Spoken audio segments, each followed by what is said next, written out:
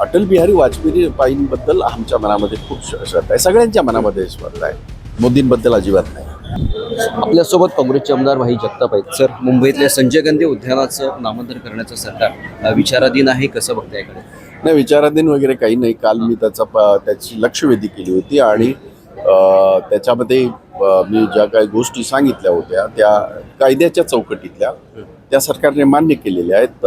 मला विशेषतः वनमंत्री गणेश जी नाईक यांचं खरोखर आभारसुद्धा व्यक्त करावं लागेल की त्यांनी कायद्याची बाजू सुस्पष्टपणे नुसती सांगितली नाही तर सदनामध्ये त्याचं जाहीरपणे त्यांनी सांगितलं की याचं नामांतर होऊच शकत नाही.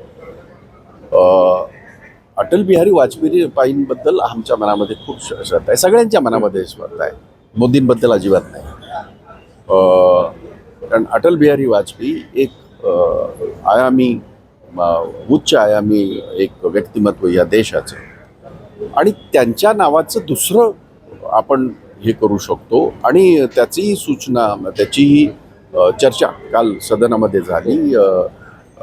आमच्या सिंधुदुर्गचे नवनिर्वाचित जे आमदार आता आले ते पूर्वी आमदार होते खालच्या सभागृहामध्ये, आम्ही एकत्र काम केलेलं आहे आणि त्यांनी त्याच्यामध्ये उल्लेख केला की हे जे आहे सिंधुदुर्गमधला हा जो खोरा आहे पूर्णतः जिथे हत्ती येतात जिथे आणि नैसर्गिक असं ते सँक्च्युरी होऊ शकते आणि तशा पद्धतीचं नवीन असं राष्ट्रीय उद्यान तरी त्यांना नाव द्यायला काहीच हरकत नाही. कोणाचं ऑब्जेक्शन असण्याचं कारण नाही. अच्छा, उद्यानाचा विषय झाला, परंतु मुंबई महानगरपालिका ज्याची सत्ता भारतीय जनता पार्टीची आहे तेथील केम्स हॉस्पिटलचं जे नाव आहे ते बदलण्यास 100% म्हणजे सर्व प्रयत्न करताना पाहायला मिळते.